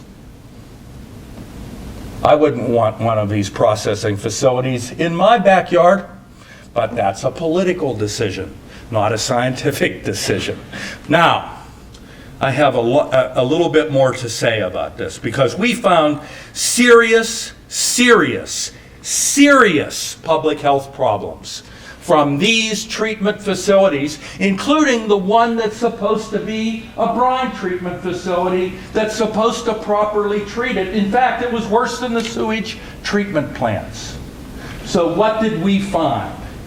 Or what did we look at? We looked at the city of McKeesport, which is a sewage treatment plant. We looked at Franklin Township, that is a sewage treatment plant too, and puts into the surface water of 10 Mile Creek, which is a very small surface water source.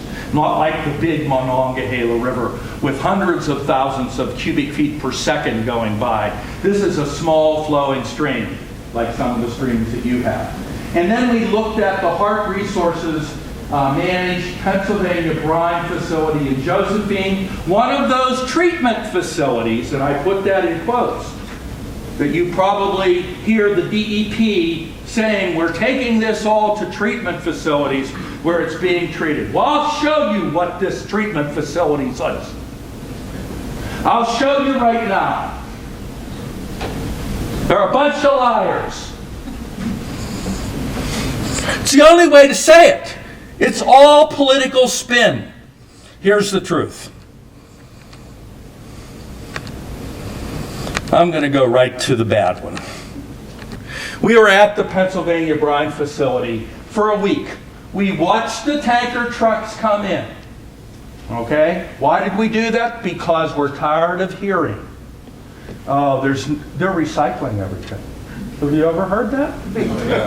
We're recycling everything. That's Ranger. Recycling, bullshit. Bullshit. There's the tanker trucks. This was in December of 2010. After all this recycling mumbo jumbo was going on for 6 months.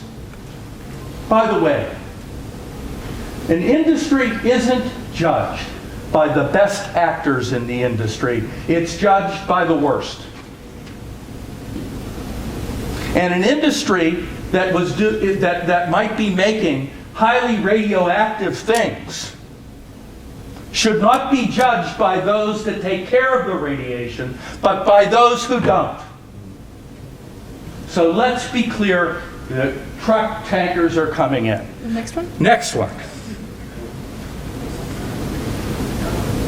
This is coming out into the stream. I want you to look at that. You should have smelled it. It's brine. It smells like brine. It's brine. It's full of polynuclear aromatics and organics. You can smell the oil coming out. It's going into the stream. Next one. Look at the plume going down the stream. It's like the brine you see. What treatment did they do to it? They boiled it. What? They boiled it for about 5 seconds and then just spat it back out. Yeah. Next slide. So, how bad is the treatment? Okay.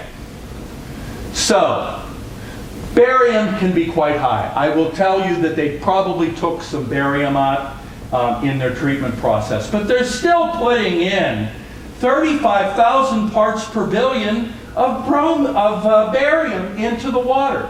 The barium that they're putting into the water is above the acute criteria maximum concentration for living things in that stream, period. Here is the chronic level for wildlife, much lower. And the maximum concentration in drinking water of barium is way down here. So you can see how, I'm not saying that people are drinking this water. I'm not saying that people are going up and taking a cup of that and drinking it. They're not. But there's two groups of people that are potentially exposed, and it is a public health emergency that they be told about this. First of all, there are people in this vicinity who have wells, private wells, that are within 100 feet of this creek downstream.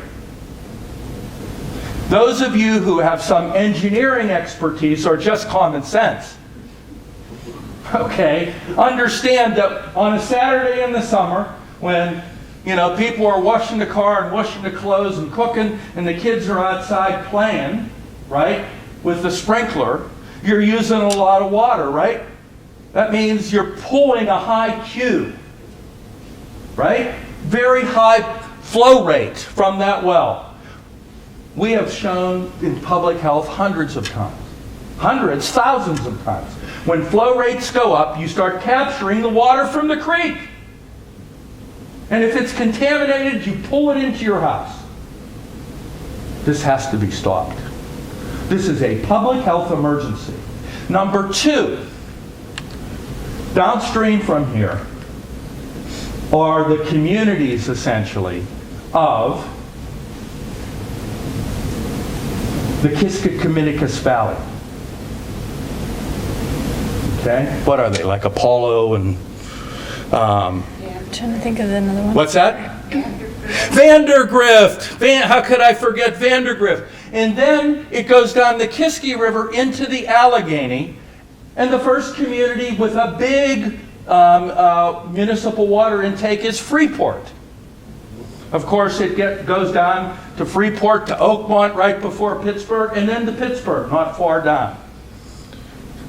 We need to ensure that we are not essentially putting high levels of barium and other contaminants into drinking water sources that can then be pulled into municipal drinking water systems, because that is an exposure system to expose us all directly to this gas wastewater.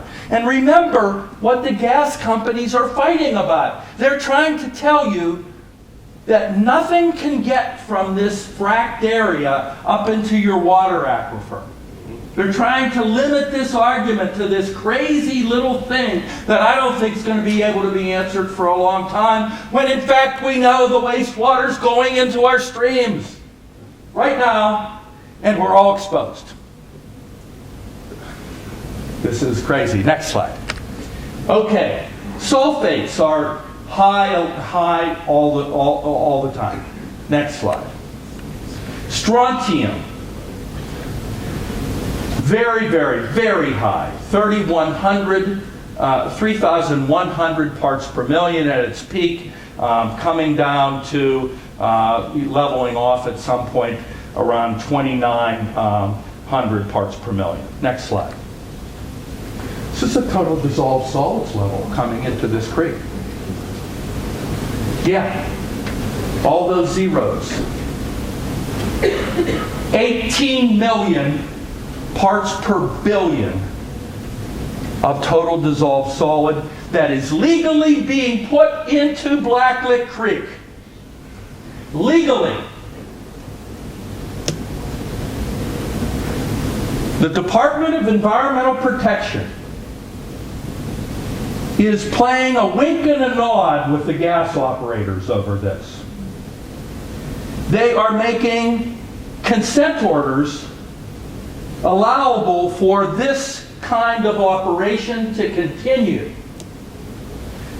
What that is doing, folks, is it is denying you your opportunity under the Clean Water Act for public hearings regarding the NIPD's permits, the national discharge permits for these facilities.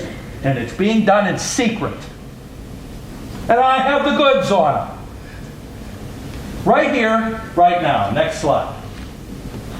This is a surfactant and an emulsifier that is used by the drilling companies as an additive to the frack water.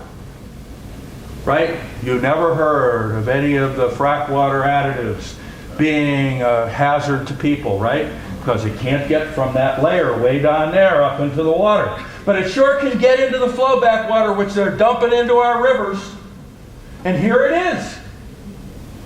60,000 parts per billion of 2-butoxyethanol, a highly toxic glycol ether, going in essentially 24 hours a day, every day, into Blacklick Creek that flows into the Conemaugh, that flows into the Kiski, that flows into Pittsburgh. This is entirely nonsense that this is made up. This is happening. This is a problem. And that's it.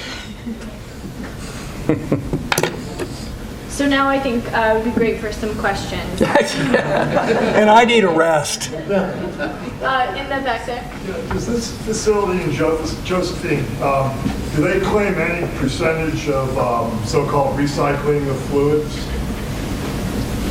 Do you mean, do they recycle and send it back to the company? Yeah. Do they claim any specific percentage, you know? I don't think they recycle anything. But what do they claim? They don't claim to be recycling at all. Okay, because they're handling, let's be clear about what's going on here. This isn't just about Marcellus. This has been going on for 30 years. They've been accepting, and we just didn't know it. They've been discharging from this stuff from conventional wastewater coming from, brine coming from oil and gas wells, and been dumping it in here all this time. We only found out about this because we were looking about Marcellus. But I hear what you're saying. They're not recycling anything at this plant. Yeah. Yeah, because that's the plant that's being proposed for this area, waste treatment facility thing. They're claiming they're going to do 100% recycling. That's all they're going to do is recycle and send it back to... That's what they're claiming. Okay, well that's a different ball of wax. If all they're doing is recycling and they're not putting anything in surface water, then the problem that you're going to have is related to what do you do with the toxic materials that are removed in the process.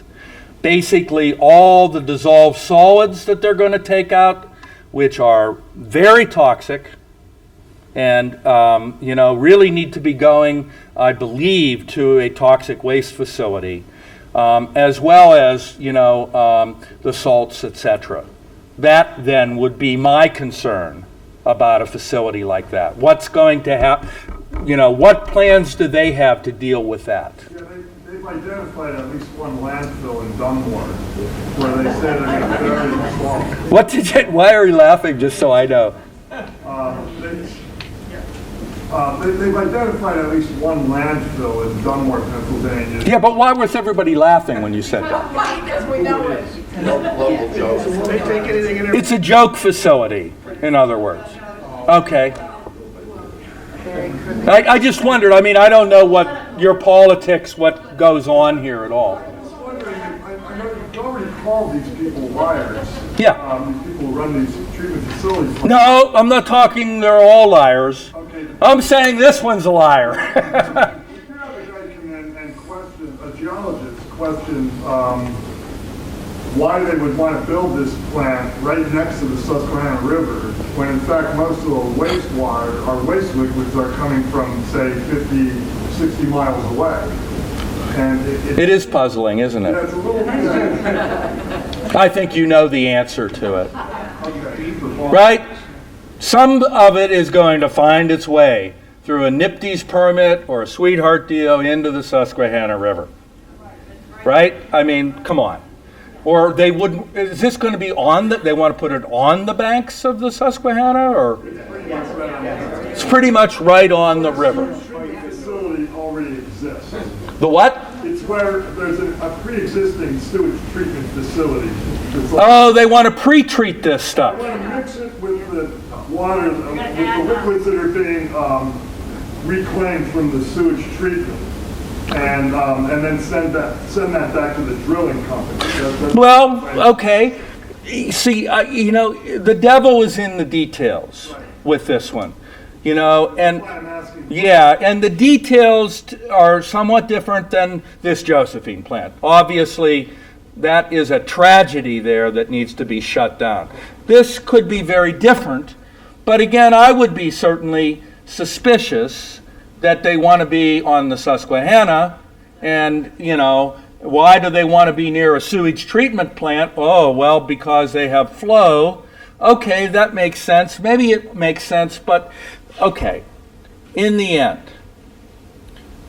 even if they're going to do this the right way, even if they're going to treat this and send it back to these places, which, you know, that if we could do that, that would solve a big problem with this. And so I'm not against that. To me, the problem is, what do we do with the residual solid waste from this? Are they going to make sweetheart deals? I don't know your municipalities with the with this. Where are we? What's the name of this community? Huh? What is it? Huh? Lucerne. This is Lucerne? This is Lucerne? Okay, so are they going to use the salts that they get from this process to spread on your roads in the winter to melt your salt? They did it last night. Yeah. So they're doing it in Bradford, they're doing it all over the state. The other thing that they're doing with this water when they get it is they're taking it in trucks, and in the summertime they're spraying it over top of dirt roads and roads that are dusty for dust control. Have any of you heard of Times Beach? No? Let me tell you a story about Times Beach, Missouri. And what they did in Times Beach, Missouri in the 60s and the 70s was that they took transformer oils from thousands or hundreds of thousands of transformers, and they thought, you know what, this is a good thing to lower the dust on the roads. And they started spraying it for years and years over all their dirt roads in their community to keep their dust down, to keep dust down in fields. Turned out it was full of PCBs. Turned out that I worked on this project. Turned out that Times Beach, essentially, they had to move thousands of people out of this community to clean it up. And it cost the United States taxpayers billions of dollars to do it. I would tell you that we are repeating these same things that we did in the 50s and the 60s again now after 2000 because of the weakening of our Superfund laws and our Resource Conservation and Recovery Act laws, which were put in place so these things never would happen again.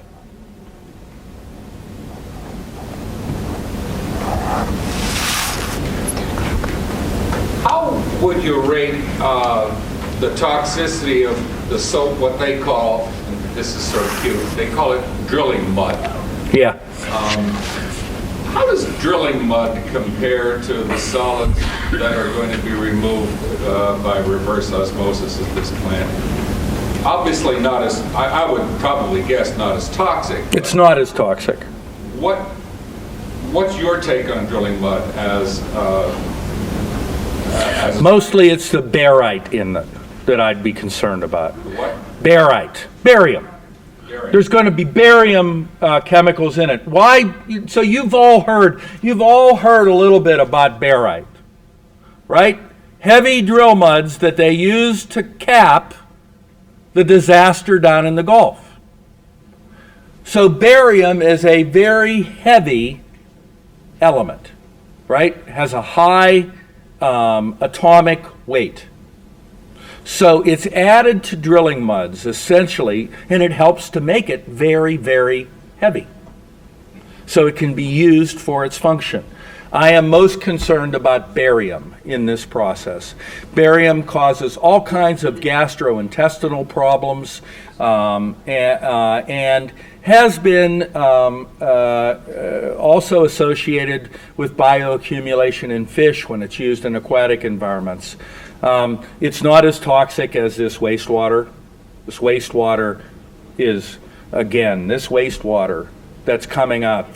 Call it flowback water, call it produced water, but essentially whatever's coming out of the ground, the longer it's in the ground, the more toxic it is when it comes out, because it's been in communication with that shale layer longer.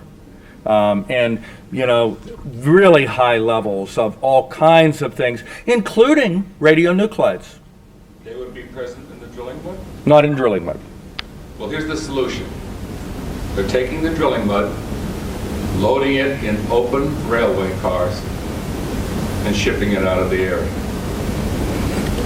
I know, part of it's going to a They're doing it as we speak. landfill up in New York. The operation. It's going to, by way of Buffalo. We don't know where it goes after that. Okay. When the summertime comes and this stuff begins to dry out en route, and you Starts have blowing. a dust that is going to fly into the atmosphere of every single town that this train goes through, what are the concentrations necessary to show that we got a problem, Houston? Was that a rhetorical question? I've got 20 tons of drilling mud, nice hot day, and it's evaporating, and here it goes toward Buffalo. It's going to take 6 hours to get there. There's no doubt about it. It's a problem. There's problems.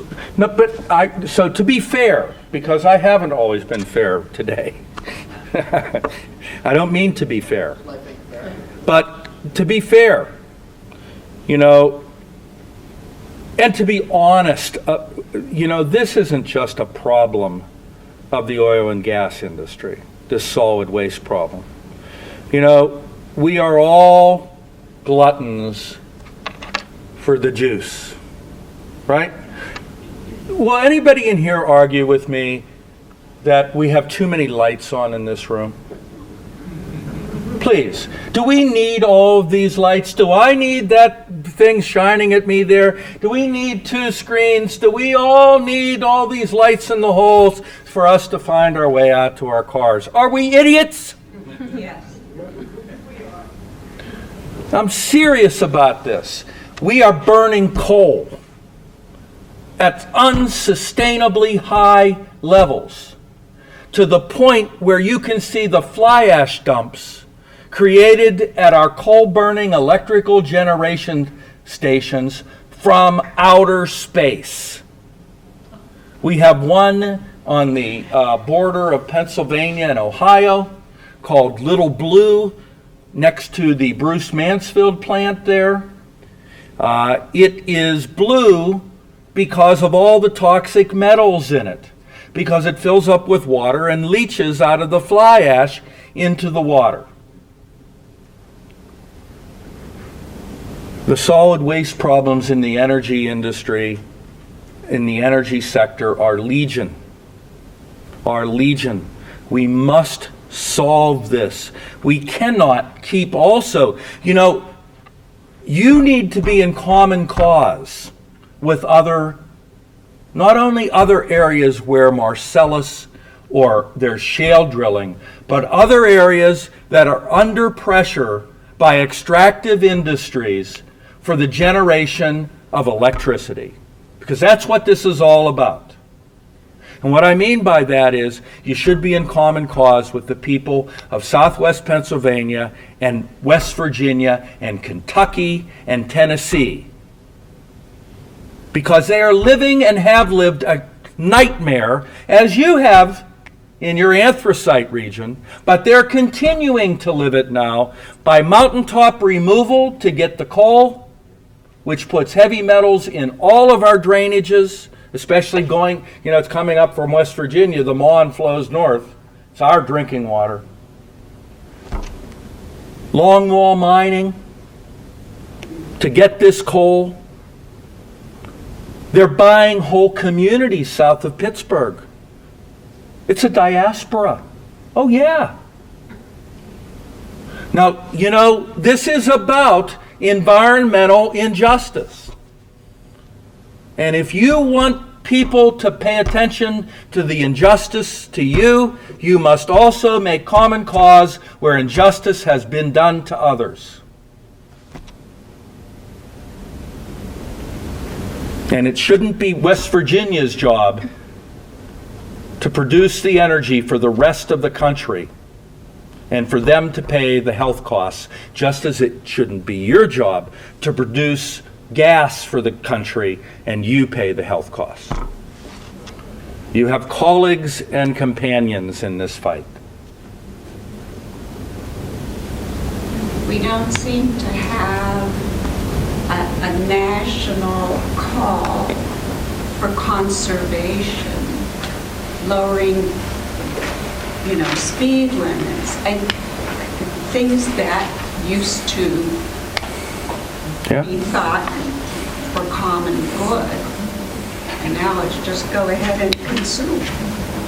Couldn't agree with you more. My generation is dropping the ball. We are of age to run things, and we've abdicated responsibility. I'm serious. Recently, there was a debate up in Sullivan County between Dr. Tony Ingraffia from Cornell and Dr. Terry Engelder, the geologist from Penn State, that brought this industry to where it's at now in Pennsylvania. And they were supposed to be debating geology and engineering. And Dr. Engelder, his main point was not so much a geology point, but it was a sociological one. He quoted John Kennedy saying, ask not what your country can do for you, but what you can do for your country. And he said that Pennsylvania needs to be the sacrifice zone. Sure, I've heard him many times say that. The tone of the talk was that we have to be the ones to bear the brunt of our energy independence, even though our gas companies are selling out to foreign interests. So is that a scientific voice? It's a political. It's a political statement by a scientist. Everyone should call it what it is and should have called him for what he is from the very beginning. Go ahead, your question. I was going to first thank you very much for your passion, because I think many of us feel this way. I know I many times feel like my chest is going to burst. I feel like I'm really living in an age of insanity. That's why I say what I say, because I'm tired of my chest bursting. Thank you. Also for characterizing this as an issue of our day, I think that because it's happening in all these disparate places, we really don't grasp the impact, the broader impact of it. This land is your land. This land is gas land. Yes. It's not a lie. It's everywhere. On the scientific versus the political, that's a really important point. Mr. Hanger from the DEP from Pennsylvania. Doing his victory tour now. Yes, Yeah. and so I just had a conversation with a representative from Senator Baker's office today. We spoke at length for about half an hour and went round and round, and he was quoting Hanger. He emailed me materials from Hanger, and even though I said, well, sir, he now works for Eggert Siemens, who is representing oil and gas industry, he sent me on pages from Hanger's blog, and number one, Hanger isn't even a scientist, but he says, well, look, he says, one of the things that's happening is this New York Times piece that was really fabulous is being discredited. He's saying that it is outdated information, that many of these laws have been changed, and this stuff isn't happening now. I know. So He's told me that what I just showed you that happened a month ago, he's said it can't be it doesn't happen. And we've said, well, I'll take you out right now and show you that it's happening. So John Hanger, this gets to a very, very, I think, important point that's way above John Hanger's pay grade. And that is, when are we going to start running our federal and state environmental protection agencies for the public health good?